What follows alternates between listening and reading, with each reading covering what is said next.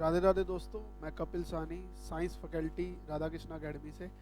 आज मैं आप लोगों के साथ एक नया जो सिलसिला शुरू करने जा रहा हूँ, जिससे कि आपकी साइंस तो अच्छी होगी होगी, आपका कॉन्फिडेंस भी बढ़ेगा और आप जाकर एग्ज़ाम में जो भी साइंस के जितने भी क्वेश्चंस आते हैं उनको ईजिली क्रैक कर सकते हैं। और जैसा कि आप लोगों को पहले पता ही है कि हमने एसएससी जीडी के लिए एक स्पेशल सक्सेस बैच स्टार्ट किया है, जो कि टोटली फ्री ऑफ कॉस्ट है हमारे YouTube channel Radha Krishna academy पर। तो आप वहां पर जाकर भी इसका पूरा बेनिफिट उठा सकते हैं। तो आज से हम साइंस की शुरुआत कर रहे हैं। थोड़ा सा इंट्रोडक्शन दूंगा मैं यहाँ पे और एक छोटा सा टॉपिक शुरू करेंगे, ताकि आप लोगों को पता लग सके कि साइंस किस हद तक और कैसे आती है। और याद रखें, मेहनत से ही हर रास्ता खुलता है। अगर आप लोग मेहनत करेंगे, हमसे जुड़ेंगे, तो श्योरली आप सक्सेस होंगे। नहीं तो कहना, एक बड़े ही फेमस, मैं किसी की बात सुन रहा था, वो बोल रहे थे कि अगर आपको कामयाब होना है तो सर्दी गर्मी सब चीज़ों को भूलना पड़ेगा, और फेस्टिवल उसी के लिए है जो सक्सेसफुल है। तो आइए हम शुरुआत करते हैं साइंस की। साइंस,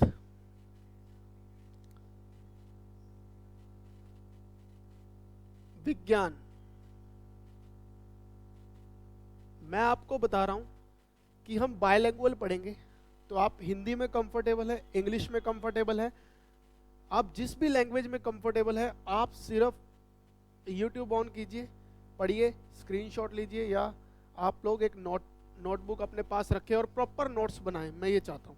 देखिए, साइंस, साइंस और मैथ, इससे हर स्टूडेंट को फोबिया होता है, हर स्टूडेंट डरता है। लेकिन आप लोग जैसे हमसे जुड़े हैं, तो मैं आपको यकीन दिलाना चाहता हूं कि मैं श्योरली आप लोगों का जो साइंस का फोबिया है वो मैं निकाल दूंगा। लेकिन बदले में मुझे क्या चाहिए? आप लोगों की अटेंशन चाहिए, ताकि आप लोग अच्छे से मुझे अटेंशन दे सकें। चलिए, विज्ञान, साइंस, मैथ की तरह इसे भी पूरी तरह से समझना पड़ता है। हम इजीली क्रैम्प नहीं कर सकते, हमें क्या करना पड़ेगा? इसे समझना पड़ेगा। साइंस, देखिए, साइंस जो हमारी, चाहे मैं एसएससी की बात करूं, चाहे मैं रेलवे की बात करूं, चाहे मैं एचएसएससी की बात करूं, या कोई भी डिफेंस का पेपर हो, सब में साइंस आती है। आप पूछोगे, ये सर साइंस किस लेवल तक आती है? यही तो बताना है कि किस लेवल तक साइंस आती है। आप लोग अगर खुद से तैयारी कर रहे हैं, सेल्फ स्टडी कर रहे हैं, तो आप 6th की एनसीईआरटी से स्टार्ट कर सकते हैं और 10th की एनसीईआरटी तक आपको तैयार करना है साइंस, 6 से लेकर 10th तक। That's it. इतने में ही आप श्योरली आपके 100% जितने भी क्वेश्चंस हैं वो कवर होंगे। और सीबीएसई के जितने भी आप एनसीईआरटी, अगर आप एनसीईआरटी लेंगे तो उससे आसानी से हो जाएगा। चलिए देखते हैं साइंस। साइंस के 3 पोर्शन हमने पढ़ने हैं: फिजिक्स, बायोलॉजी, फिजिक्स, बायोलॉजी और केमिस्ट्री, रसायन विज्ञान,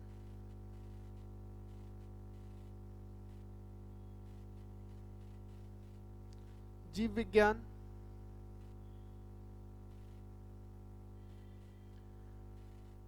भौतिकी। तो इन 3 विषयों के बारे में हमें पढ़ना है। यही हमारे पास 3 मेजर हैं। इसके अलावा मैं आपको एनवायरमेंटल साइंस भी कराऊंगा, एनवायरमेंटल साइंस भी करवाऊंगा, जो कि आपके मैक्सिमम पेपरों में क्वेश्चंस आते हैं। देखिए, फिजिक्स, फिजिक्स में हमें कुछ इस तरह से क्वेश्चन आते हैं। इसमें हमें एक तो हमें सारी की सारी फिजिकल क्वांटिटीज के बारे में पता होना चाहिए। सर, फिजिकल क्वांटिटी मतलब भौतिक राशि।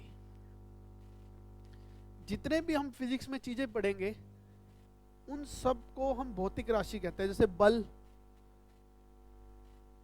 बल हो गया, उसके बाद आपका एक्सेलरेशन हो गया, त्वरण हो गया, उसके बाद आपका प्रेशर हो गया, फिर उसके बाद टेम्परेचर हो गया, वेव हो गया। तो ये सब आपकी क्या है, भौतिक राशियां हैं, फिजिकल क्वांटिटीज हैं। इन फिजिकल क्वांटिटीज के बारे में हमारे को पूरी तरह से पता होना चाहिए। इनका फॉर्मूला आपको पता होना चाहिए कि इनका सूत्र क्या होता है। इनकी यूनिट्स के बारे में हमें पढ़ना है कि इनकी यूनिट्स क्या है। इनकी डायमेंशन के बारे में हमें पढ़ना है, और इनकी हमें डायमेंशन, फंडामेंटल यूनिट्स, इन सब के बारे में तो पढ़ना ही है। उसके अलावा ये भी पता होना चाहिए कि कौन सी स्केलर है और कौन सी वेक्टर है, यानी कि कौन सी सादिश राशि है और कौन सी आदिश राशि है। तो हम जब इन सब को पढ़ लेंगे तो हमारे जो बेसिक क्वेश्चंस है वो कवर हो जाते हैं। उसके बाद जो फंडामेंटल्स को हम अपग्रेड करेंगे तो बहुत सारी चीज़ें वहाँ पर देखेंगे कि उसको फिर हम डीप में लेके जाएंगे। जैसे वेव कितने तरह की होती है, 2 तरह की होती है, मैकेनिकल वेव, इलेक्ट्रोमैग्नेटिक वेव। तो उसके अंदर हम डीप में जाएंगे। और यूनिट्स आपको सीजीएस भी पढ़नी है, एसआई भी पढ़नी है, सीजीएस भी पढ़नी है और एसआई भी पढ़नी है। बहुत इजी सा सिलेबस है, कोई ऐसी दिक्कत नहीं है, बिल्कुल आसानी से आपका हो जाएगा। अब नेक्स्ट है हमारा बायोलॉजी। देखिए बायोलॉजी में 2 वर्ड से मिलकर बना है बायो प्लस लॉजी। अगर सिंपली कोई आपसे पूछ ले कि व्हाट इज बायोलॉजी, बायोलॉजी क्या है, तो आप कैसे बताएंगे? बायो मीन्स लिविंग ऑर्गेनिज्म, जीवित जीव, जीवित जीव। लॉजी मीन्स टू स्टडी, अध्ययन करना। तो हम बायोलॉजी के अंदर जीवित चीजों का अध्ययन करते हैं। जीवित चीजों के बारे में हम क्या करते हैं, पता करते हैं। इसको मैं यहां से रब कर रहा हूं।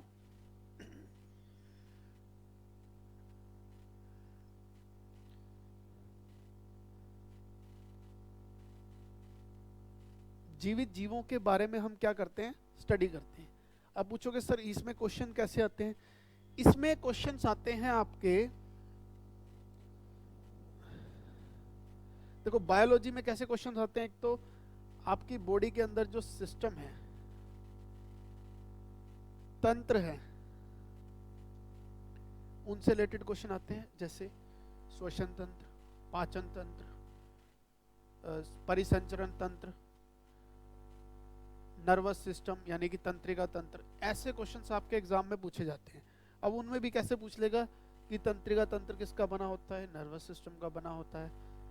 और आपका जो हार्ट होता है वो कार्डियक मसल का बना होता है। हार्ट रेट कितना होता है, 72 टाइम्स पर मिनट। ऐसे ही पूछ लेगा आपसे रेस्पिरेशन रेट कितना होता है, 18 टाइम्स पर मिनट। तो इस तरह से क्वेश्चंस आपके एग्जाम में आते हैं यहाँ पे बायोलॉजी के अंदर। बायोलॉजी के अंदर हमने सिस्टम पढ़ने हैं, ग्लैंड्स पढ़नी है, ग्रंथियां पढ़नी है, और ग्रंथियों के अलावा हमने न्यूट्रिएंट्स पढ़ने हैं, लाइक विटामिन्स। पानी में कौन कौन से विटामिन घुलनशील हैं, वसा में कौन कौन से घुलनशील हैं। आपको पता ही है पानी में जैसे बी और सी पानी में घुलनशील हैं, और KEDA यानी कि कीड़ा, ये वसा में घुलनशील है। तो इस तरह से हमने इसमें विटामिन्स, प्रोटीन, कार्बोहाइड्रेट्स और फैट्स के बारे में यहाँ पर पढ़ना है। इसके अलावा हमने पढ़ना है डिजीज के बारे में, बीमारियों के बारे में, कि कौन सी बीमारी किसके कारण होती है। देखो बीमारियों का कारण सिर्फ 4 हो सकता है, बैक्टीरिया, जीवाणु, वायरस, विषाणु, विषाणुओं के अलावा फंगस, फफूंद, और परजीवी, प्रोटोजोआ। तो ये 4 कारण हो सकते हैं। चारों आपको तरीके से बिल्कुल डिटेल में बताएंगे ताकि आपको कोई प्रॉब्लम ना आए। केमिस्ट्री, केमिस्ट्री का जो सिलेबस है वो थोड़ा सा वास्ट है और थोड़ा सा मोर कॉम्प्लिकेटेड है than physics and biology, but cramping है तो इजीली, आसानी से हो जाती है। इसमें हम अपना सिलेबस एलिमेंट से शुरू करेंगे,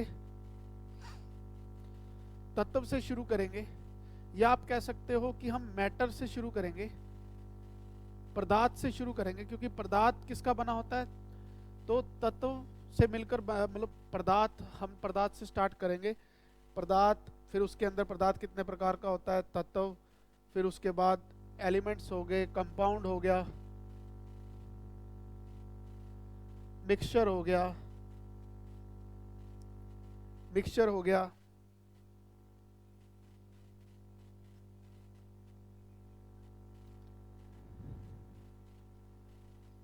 मिक्सचर हो गया, उसके बाद एसिड,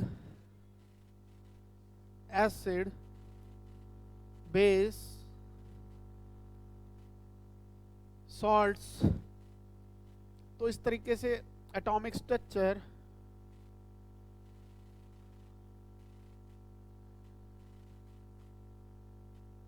एटॉमिक स्ट्रक्चर, परमाणु संरचना बोलते हैं जैसे अम्ल, क्षार, लवण, इन सब के बारे में। फिर उसके बाद हम पढ़ेंगे हाइड्रोकार्बन के बारे में।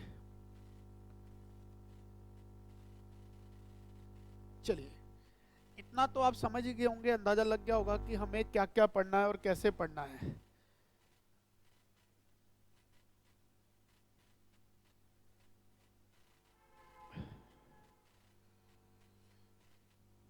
चलिए नेक्स्ट देखते हैं। आज एक टॉपिक लिया है मैंने छोटा सा, वेव। वेव यानी तरंग, ये फिजिक्स का टॉपिक है। आज स्टार्ट कर रहा हूँ यहाँ से। और सेकेंडली मैं चीज़ बताना चाहता हूँ, मैं आप लोगों के लिए एमसीक्यू लेकर आ रहा हूँ, ताकि जो हम थियोरेटिकल क्लास में पढ़ते हैं उसको हम एग्जीक्यूट कर सकें इन एमसीक्यूज। चलिए बात करते हैं वेव की तरंग की। तो वेव सुनते ही आपके दिमाग में बात क्या आती है? वेव है क्या? सपोज करो कि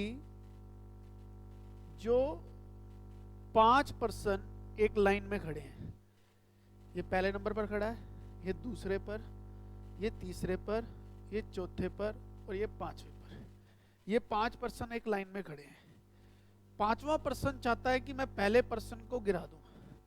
तो इज इट पॉसिबल, क्या ये पॉसिबल है कि वो पहले बंदे को गिरा दे? तो आप कहेंगे बिल्कुल सर, इजीली पॉसिबल है। कैसे? जब ये पांचवा चौथे को धक्का देगा, चौथा ऑटोमेटिक तीसरे पर गिरेगा, तीसरा दूसरे पर गिरेगा, और दूसरा पहले पर गिरेगा।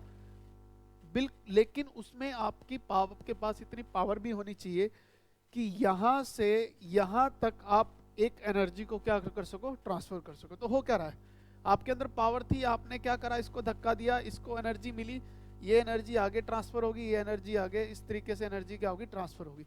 सेम वेव करती है। वेव क्या करती है, ऊर्जा को एक जगह से दूसरी जगह पर ले जाती है बाय वाइब्रेशन और डिस्टरबेंस। जैसे मैं अभी बोल रहा हूं,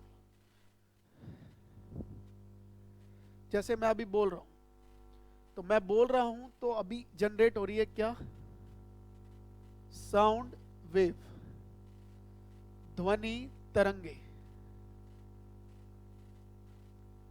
आप लोग इस तरीके से अपने हाथ आगे, मुंह के आगे लगाकर देखेंगे तो अंदर से एक प्रेशर जनरेट होता है। क्या जनरेट होता है? प्रेशर। जो ये प्रेशर जनरेट होता है, ये आपके और मेरे बीच में मीडियम है एयर, क्योंकि साउंड वेव को चलने के लिए क्या चाहिए, मीडियम। तो आपके और मेरे बीच में मीडियम क्या है, एयर। तो एयर पार्टिकल्स क्या करते हैं, जब प्रेशर लगता है एक पार्टिकल पे, तो एक पार्टिकल दूसरे पार्टिकल से टकराता है, दूसरा तीसरे से, तीसरा चौथे से। तो इस तरीके से जो साउंड वेव है, या दूसरी शब्दों में कहूँ साउंड एनर्जी है, वो वन प्लेस से दूसरे प्लेस तक क्या हो जाती है, ट्रांसफर हो जाती है। तो अगर मैं वेव की डेफिनेशन लिखना चाहूँ या तरंग के बारे में लिखना चाहूँ, तो मैं ये बता सकता हूँ, तरंग वह कंपन है जो ऊर्जा को एक स्थान से दूसरे स्थान पर ले जाती है, दूसरे स्थान पर ले जाती है।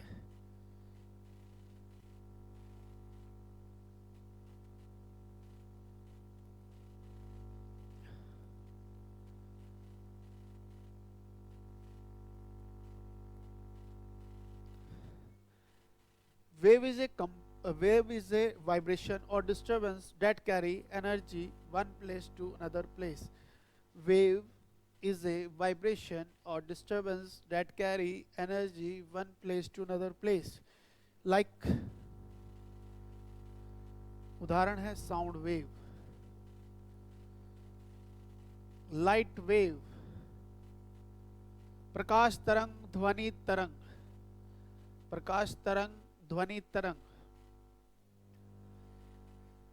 उम्मीद करता हूं यहां तक आपको क्लियर हो गया होगा कि जिस तरह से एक पर्सन को मैंने धक्का दे के फर्स्ट पर्सन को गिरा दिया था, उसी तरीके से जो वेव होती है ये भी क्या करती है, एक पार्टिकल को डिस्टर्ब करके उससे दूसरे पार्टिकल को, फिर तीसरे पार्टिकल को, इस तरीके से क्या करती है, एनर्जी को ट्रांसमिट कर देती है।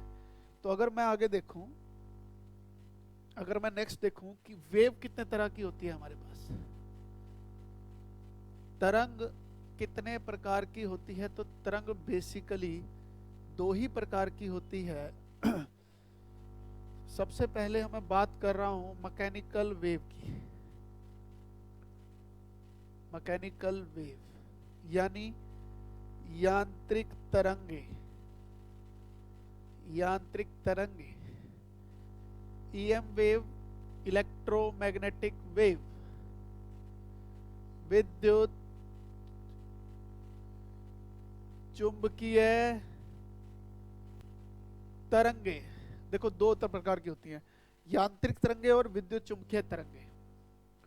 अब आपके दिमाग में फटाफट से एक कहानी आनी चाहिए कि सर दोनों में डिफरेंस क्या है। दोनों ही क्या करती हैं, एनर्जी को एक जगह से दूसरी जगह पर लेकर जा रही हैं, डेट्स इट। सबसे पहली बात तो ये आपके दिमाग में बैठ जानी चाहिए कि वेव है तो एनर्जी को, ऊर्जा को एक जगह से दूसरी जगह पर लेकर जाएगी। इतनी सी बात तो दिमाग में बिठा लीजिए, ठीक है जी। जैसे एक अच्छा दोस्त, अच्छे आचरण का कोई दोस्त होता है, वो आपको बुलंदियों पर लेकर जा सकता है, और एक बुरे आचरण वाला कोई दोस्त होता है, वो आपको गर्त में लेकर जा सकता है। तो उसी प्रकार से वेव क्या कर रही है, आपके अच्छे दोस्त की तरह आपकी एनर्जी को क्या करता है, एक जगह से दूसरी जगह पर लेकर जा सकती है। वेव के बिना हम सोच भी नहीं सकते कि हम किसी चीज को, मतलब हम सुन भी सकते हैं, यानी कि हमारी साउंड भी ट्रेवल कर सकता है। तो अगर मैकेनिकल वेव की बात करूं तो इन्हें चलने के लिए कुछ ना कुछ माध्यम चाहिए। क्या चाहिए, माध्यम। यानी कि माध्यम क्या हो सकता है, solid, liquid, gas. Electromagnetic wave need medium to travel. इन्हें चलने के लिए क्या चाहिए, माध्यम चाहिए। जैसे ठोस, द्रव, गैस, सॉलिड, लिक्विड, गैस। ये बिना माध्यम के, बिना मीडियम के नहीं चल सकती। और जहां पर सॉलिड, लिक्विड, गैस तीनों नहीं होते उसे बोलते हैं हम वैक्यूम, निर्वात। जहां पर तीनों नहीं होते उसे क्या बोलते हैं, निर्वात। तो निर्वात में नहीं चल सकती, ये निर्वात में चल ही नहीं सकती, यानी कि इन्हें चलने के लिए कोई ना कोई मीडियम चाहिए। तो that means it can not travel in vacuum. ये वैक्यूम में ट्रेवल नहीं कर सकती। क्यों नहीं कर सकती, क्योंकि वहां पे सॉलिड, लिक्विड, गैस नहीं है। इसका बेहतरीन एग्जांपल है साउंड वेव। साउंड वेव, ध्वनि तरंगे, ध्वनि तरंगे। काफी बार पेपर में पूछा भी गया कि ध्वनि तरंगे किस प्रकार की तरंगे। हालांकि वहां पर लॉन्गिट्यूडनल वेव भी आता है, अनुदैर्ध्य तरंगे भी आता है, उस पर हम धीरे धीरे आएंगे। लेकिन अगर वहां पर मैकेनिकल वेव और इलेक्ट्रोमैग्नेटिक वेव में पूछा हुआ है तो आप आंसर क्या मार सकते हैं, मैकेनिकल वेव, यांत्रिक तरंगे। जो यांत्रिक तरंगे हैं वो कौन सी हैं, साउंड वेव्स। अब एग्जाम में आया एसएससी सीजीएल में कि चांद पर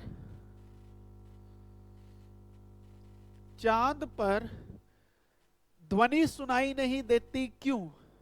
चांद पर ध्वनि सुनाई नहीं देती क्यों, या चांद पर पटाखों की आवाज, रॉकेट की आवाज सुनाई नहीं देती क्यों। तो सिंपल सा ही एक आंसर है कि sound wave is a mechanical wave, यांत्रिक तरंग। ये यांत्रिक तरंग है, इन्हें चलने के लिए माध्यम चाहिए। और चांद पर क्या है? निर्वात। चांद पर क्या है? निर्वात। तो चांद पर इसीलिए हमें कोई भी ध्वनि सुनाई नहीं देगी, चांद पर कोई भी ध्वनि हमें सुनाई नहीं देगी। क्यों नहीं देगी? क्योंकि ये यांत्रिक तरंग है। क्लियर है यहां तक? अब अगर मैं बात करूं विद्युत चुंबकीय तरंग की, तो इसका अपोजिट चलेंगे। इन्हें चलने के लिए कोई माध्यम की आवश्यकता नहीं होती, no need any medium to travel, no need any medium to travel. इन्हें चलने के लिए कोई माध्यम की आवश्यकता नहीं होती।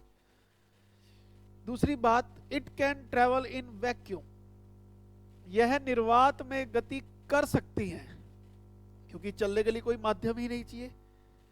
अब आप पूछोगे सर इसका कोई एग्जांपल, एक बार इसका स्क्रीनशॉट ले लीजिए या फिर नोट कर लीजिए, फिर उसके बाद मैं आपको ये चीज बताता हूं।